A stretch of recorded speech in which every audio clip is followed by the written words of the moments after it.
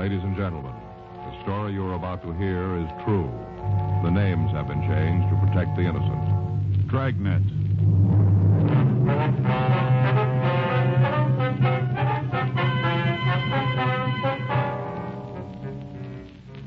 You're a detective sergeant. You're assigned a robbery detail. For the past 10 days, a gunman has been terrorizing the downtown area of your city. You know he's armed and dangerous. Your job? Stop him.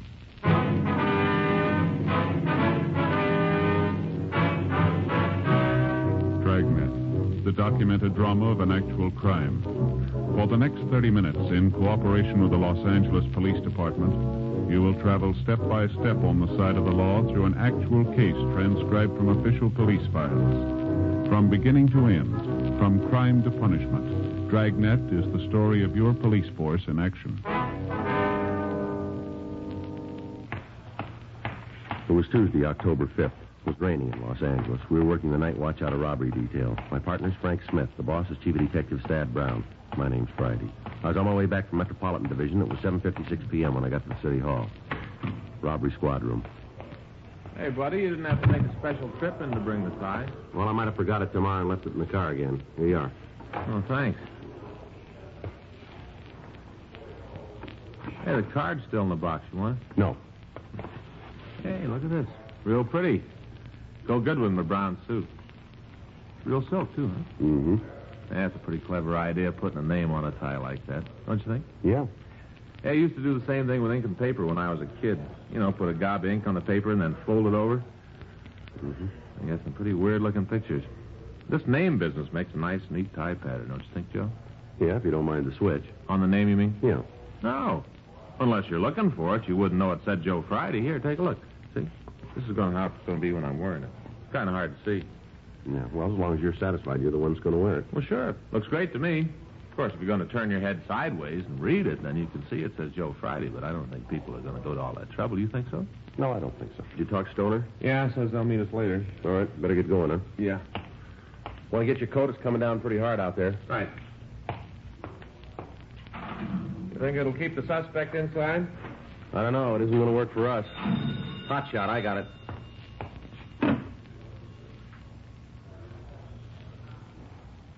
Let's go. 211 at Flower and 14th.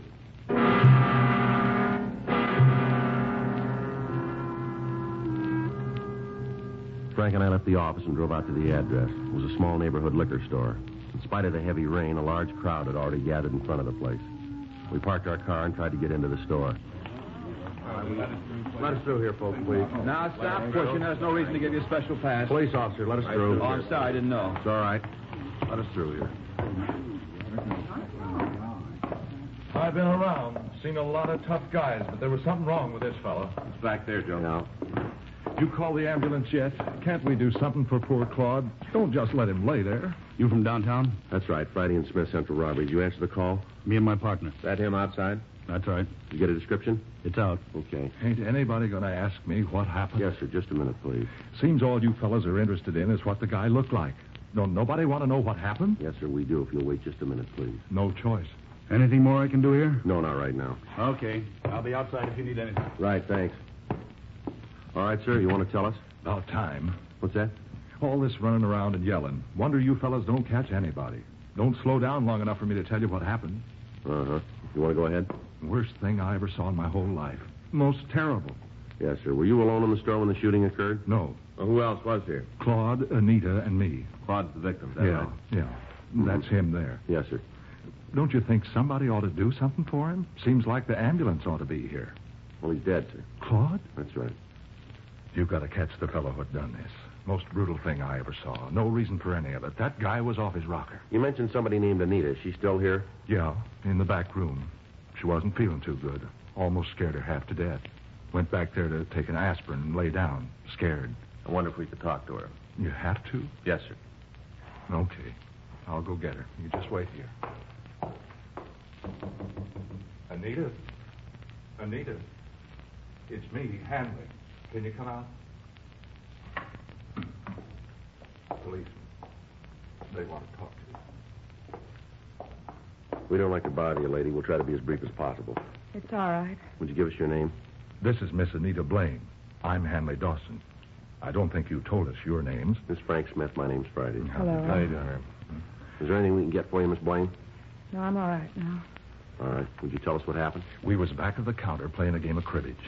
You and the victim? Yeah, me and Claude. His full name's Claude Langford. We was there playing the game. Were you in the store at the time? No, I came in later. I'm trying to tell you in the right order. Can't do it if you're going to keep interrupting. All right, you go right ahead. Oh, we were having a good game. Claude was ahead, already made the first turn. Oh, my crib and I really had a good hand. Might have caught him. Yes, sir. We was just about to play the hand when the door opened. Kind of surprising. Why is that? Didn't figure anybody'd be out on a night like this. I see. It was this young kid. All right, go ahead. Come in and ask me where we kept the canned nuts. You know, cashews and almonds. Yes, sir. Pointed it out for him, and he went over to have a look. Mm-hmm. Claude and me started back to the game, but the kid found what he wanted, and he come up to the counter. All right. I got up to wait on him. Handed me a $5 bill for 2 cans of peanuts. Yeah. Opened the register to get change. That's when he pulled the gun. Well, where'd he have the gun? In his overcoat pocket. It was funny, though. And not funny, ha-ha, but funny. Odd. You know? How do you mean that? Well, you know how most raincoats have a little slit in the pocket so you can reach into your pants pockets without unbuttoning your raincoat? Yeah, I know what you mean. Well, the kid unbuttoned his coat and reached right through the slit with the gun. Kind of like this. You see? Yes. Mm-hmm. Now, what did he say when he showed you the gun? Like this. This is a stick-up. Keep your mouth shut and you might not get hurt. Might. That's what he said. Mm-hmm. What happened then? Told both Claude and me to come out from behind the counter. Said for us to lay down on the floor. Yeah. We did like he said, you know. There was just something about that kid, so you had to go his way. Mm-hmm. He made us lay down right there, where Claude is now, on our stomachs. Yeah, what happened then? Went over and took the money out of the cash register. Then he really got sore. I thought he was going to explode. Why, do you know? Wasn't much for him to take, only about $25. Guess he expected more. I see. He come over to where me and Claude were on the floor. Told us to take the money out of our pocket. Stood there with a gun pointed right at us. He was mad. Mm-hmm. You did what he said. You just bet we did. I only had about $6 on me. Gave it right to him, though. Yeah. That's when Anita here come into the store. Just walked in, like a rabbit into a fox's trap. That's right. I didn't have any idea what was going on. Couldn't you see through the door? I guess I should have, but it was raining so hard I didn't take the time. Glass was kind of steamed up, too. Made it tough to look in. I see. Well, what happened when the hold-up man saw you? He told me to keep my mouth shut, not to make a sound, and get down on the floor. Just like us. Mm-hmm. He grabbed my purse and took the wallet out, went through it and took the money. How much was it? Just a couple of dollars. I came over to get a bottle of wine, and I only took what I needed. All right, you want to go on? He started on Claude. Told him to empty his pockets. Yeah. Claude didn't take too kindly to the way this fellow was acting. If he'd just come in and taken the money, it might have been different. But Claude don't like to be shoved around. Yeah. He did like the kid told him, though. Emptied his pockets right out. I see, sir. Well, you'd just figure the man was real sore when he saw how much money he was going to get. Yeah. You see, Claude don't work. He's got some kind of pension. All alone in the world, he usually don't have much money. Main reason he comes over to play cards. He ain't got nothing else to do. And it's free. Mm-hmm. How much do you have on him tonight? 37 cents. Kid saw that. I thought sure he's going to kill us all. He sure acted like it. Then he figured maybe Claude was holding out on him. Told him to turn his pockets inside out. He did like he was told. Yeah. When he did, something fell out of his pocket. A coin hit the floor and rolled around, disappeared under the counter over there. The man with the gun saw it and got real mad. Said Claude tried to get away with something.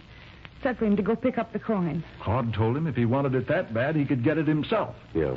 Fella just looked at Claude for a minute, and then put the gun right against his head. Right here, see? Didn't say a word. Just pulled the trigger. He was crazy. No reason for it. Claude must have been dead when he hit the floor. Just brutal. What did you do then? Ran outside. Did you try and follow him? No, sir. Me and Anita were trying to see if there was anything we could do for Claude. Did the man get into a car, do you know? I didn't see. Might have, but I didn't see it. Did you hear a car? No. Uh-huh.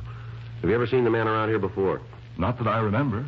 A lot of people go by the door. Hard to pick one, make it stand out. You'd know him again if you saw him, though, would you? I think so. I would. Ma'am? I'll never forget the way he looked at me. Like some kind of animal. I see. Something about his eyes. He looked crazy, real wild. Well, how do you mean that? Well, he wasn't looking right at us. Like there was somebody standing behind me. He was looking at them. He couldn't focus, you know. I know what you mean. Say, did you see the coin that Langford dropped? No, just heard it hit the floor. Uh-huh. Find it? I think so. Look, sure doesn't make much sense. Take a look at it. Well, What is it? streetcar token.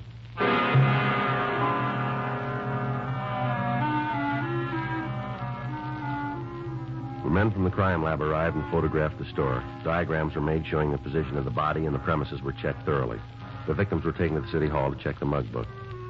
They were unable to make an identification. A canvass was started to the immediate area in the hope that we might be able to turn up a witness to the shooting.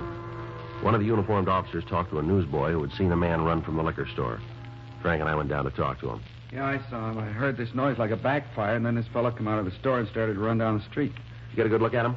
No, he went down that way, away from me. You see if he got into a car? No, he ran around the corner. I didn't think a lot about it till after the whole thing was over. Could you describe him for us? No, I just got to look at his back. Nothing about that'd stand out. Uh-huh. You might talk to that girl, though. What girl? Well, when a fellow ran out of the store, he almost knocked her down, ran right by her. You know who she is? Not right out. Sure feel like I do. What do you mean? I see her every week. Where's that? Home every Saturday night. What's that? She's on television.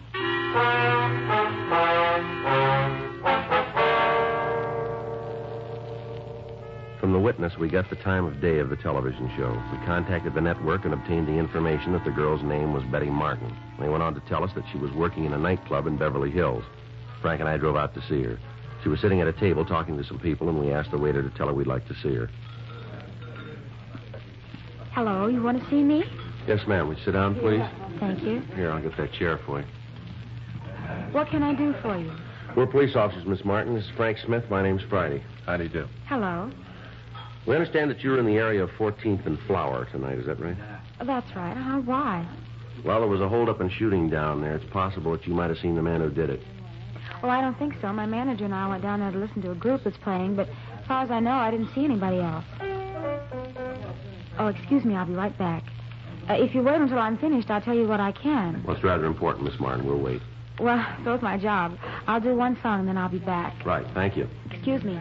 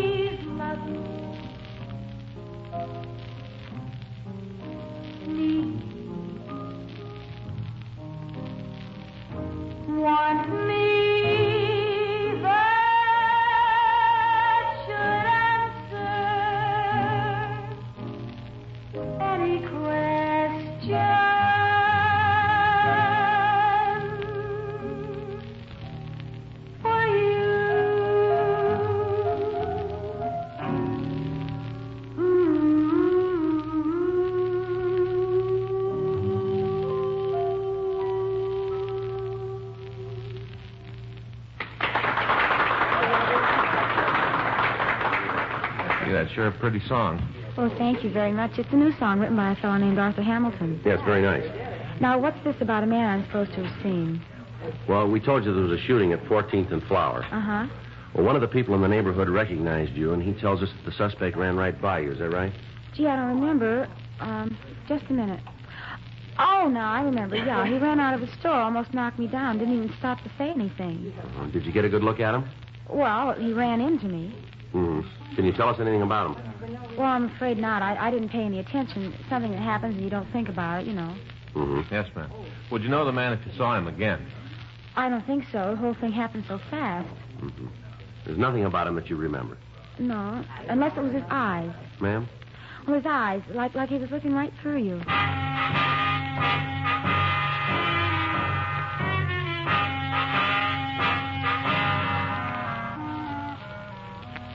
11:46 p.m. Frank and I went back downtown. The search for the killer had spread throughout the city. Additional units from all divisions were called in to help. From the description given us by the victims and witnesses, it appeared more than likely that the suspect was a narcotics user. If this was true, it was more than possible that he'd cut down anybody who got in his way. Frank and I contacted the office and talked to Captain Donahoe. He'd taken over the search for the gunman. Because it was impossible to cover all of the liquor stores in the area, it was decided to ask the owners to close. Frank and I were assigned to places along Vermont Avenue. The first 6 stores we contacted cooperated. By the time we got to the 7th, the rain had stopped. We parked the car in front of the place and walked in. At first, there was no one in sight, but then in the storeroom, we found the owner. He was lying on the floor, his head buried in his arms. You go away. Leave me alone. You all right? I am now. I want to stay that way. Now, you get out of here. Look, we're police officers. What's the matter with you? Now, don't try that with me. I know who you are. You got all the money. There's no more to take. Come on, this is no joke, fella. Now, listen. I remember what you said. I ain't going to get up from here for another 2 minutes. I can see my watch. Still got 2 minutes. Come on, get your head up from the floor. You can see this card. Huh? It's an identification card. Here, see it? Are you sure? Well, you're looking at it. Now, look, if this is a joke, I'm not going to like it. Come on. Don't worry about it. Now, get up. Come on. Well, it's about time you got here. It's a terrible thing when a man's robbed in his own store and nobody's going to take the time to protect him. You were held up tonight? Yes, sir, not more than 3 minutes ago. Guy left. He told me to stay where I was for 5 minutes. What did he look like? Huh? The man who held you up, can you describe him for us? Yeah, a young kid, just out of his teens, roaming around the streets, threatening citizens. You cops ought to do something about it. What did he look like? Well, he was dark, black hair, black eyes, wildest looking eyes you ever saw. One look at him, and you knew he meant what he said. Stay put, and I did. I'll call him. All right. What's he going to do? Put out a broadcast. For the holdup man? That's it. Well, I don't want to tell you your business, but it sure seems like a waste of time. What's that? Well, if he hears it, he ain't going to give himself up.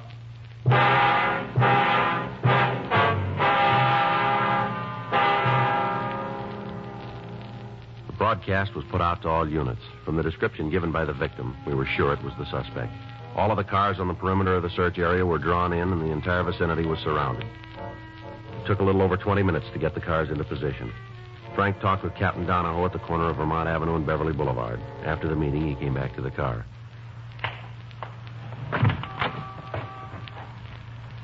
Well, that does it. Yeah? Area's secure. Were they trying to nail him down? No. I figured to keep the area surrounded, wait till morning, and then move in. You think he's still here? We'll know in 3 hours.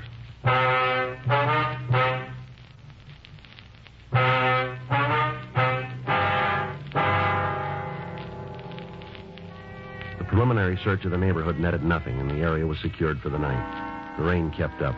All officers involved in the operation were kept on duty. At 6:20 a.m., the circle began to tighten.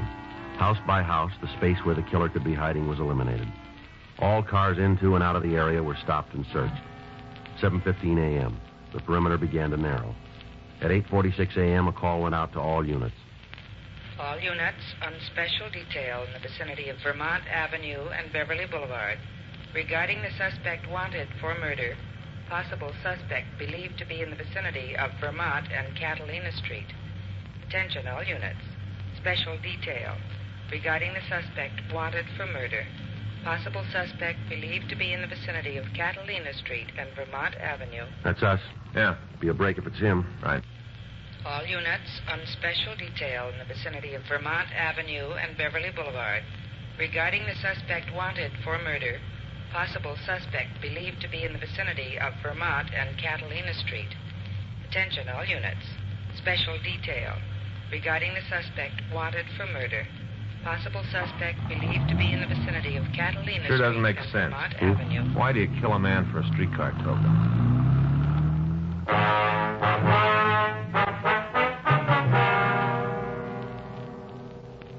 According to the report received by the complaint board, a woman in the vicinity had seen someone run through her backyard. When she shouted at the person, he continued running and disappeared into the alley. All cars in the area converged, and a complete search was started. As time went on, the possible hiding places narrowed, and finally the suspect was left with less than a block in which to conceal himself. Frank and I joined the officers on foot. After 20 minutes, we found ourselves in the backyard of one of the houses on the street. Looks like a chicken house back there. Better check it, huh? Yeah. All right. You got it covered? Yeah. Joe. Sure. All right, come on out. Keep your hands where we can see him. Don't shoot, huh? Please don't shoot. I give up. Stand still. Right where you are. I'm doing like you say. Don't shoot. All right, get up against that wall. Come on. Put your hands up there, on the wall. 38 revolver. I'd have given it to you. I don't want any trouble. Always works out that way, doesn't it? What do you mean? Well, you guys are big as long as you're holding the gun. As soon as somebody else has got it, you fall apart, don't you? I don't want no lectures, cop. Just take me in. That's all you got to do. Take me in and make a booking. We'll do that. We'll end up on a limb anyway. You got nothing to hold me on. Is that so? Yeah, I've been around cops a long time. I learned it the hard way. Don't tell them nothing. That's the way to make it. Don't tell them nothing. Well, you missed one of the big points. Huh? This gun you were carrying. Yeah. Maybe that'll tell us.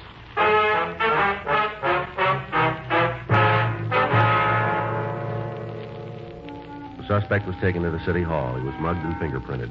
From his prints, we identified him as Max Hanford. He had a record listing several arrests for violation of the State Narcotic Act and 2 counts robbery. However, he'd never served time on any of the charges. We talked to him for an hour without result. 10:40 a.m. Why don't you leave me alone? I got nothing for you guys. Well, you keep believing that. We got people coming in who are going to lay it on you. For what? 211 and murder. You're out of your mind. We got you made on all counts, any way you slice it. You're on the needle, cop. Is that so? Yeah, you got one beef on me. Most you can tag me for is stealing chickens. You sit down and try to think what a judge is going to say when you read that off in court. All right, Hanford, you keep that smile on your face. You go right on believing that we can't press a charge that'll stick. Now, we got a half a dozen people on the way in here. They'll point you out in a crowd. And as soon as they do, we'll drop you in a cell and hold you ISO. Won't be long till that yen gets so big you'll be yelling for us to turn you loose. You got it all figured, haven't you? That's right down the line. You're a hype. You're hooked, and you're hooked bad. Everything's working for us. You go through the cure, and you'll tell us what we want to know, and you'll be glad you got the chance to talk. We don't need your help. We're home free without you. You keep up the way you're acting, see how far it gets you. You really figure you can box me in? Without a door. When'd you call the people? What's that? To point me out. A little while ago. Well, can you get them before they leave home? Why? No reason for them to make a trip. I'll give it to you. You want a stenographer? Might as well. I got nothing to lose. I'll give you the story. I'll get it. Okay. Lousy deal. Is that right? Yeah, I didn't want to kill that fella, you know. Well, why'd you do it? I was high. I just had a pop. I felt like I owned the world. Maybe pretty sore to think the guy was holding out on me. I guess you think that's a pretty bad reason. That's right. People don't understand. You get a bad habit working on you, you'd do anything to feed it. Is that right? Sure, you let me talk to anybody. Let me tell them what it means to have a supply shut off. I'll tell them what it's like. I don't care who it is. You put me in front of a jury, I'll tell them. Yeah, well, you'll get the chance. I'll tell them it wasn't my fault I got hooked on this stuff. That's why I did it. I'll tell them. Well, while you're at it, you can tell them something else. What? Why you started taking narcotics.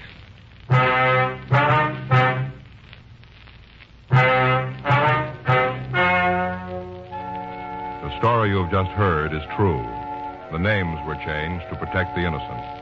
On February 16th, trial was held in Department 97, Superior Court of the State of California, in and for the County of Los Angeles.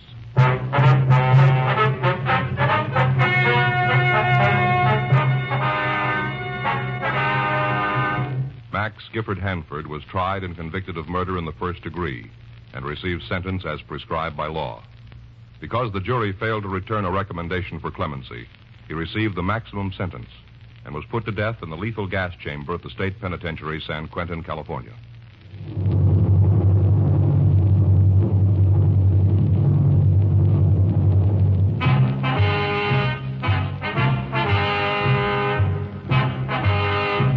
You have just heard Dragnet, the authentic story of your police force in action, and starring Jack Webb, a presentation of the United States Armed Forces Radio Service. Thank you.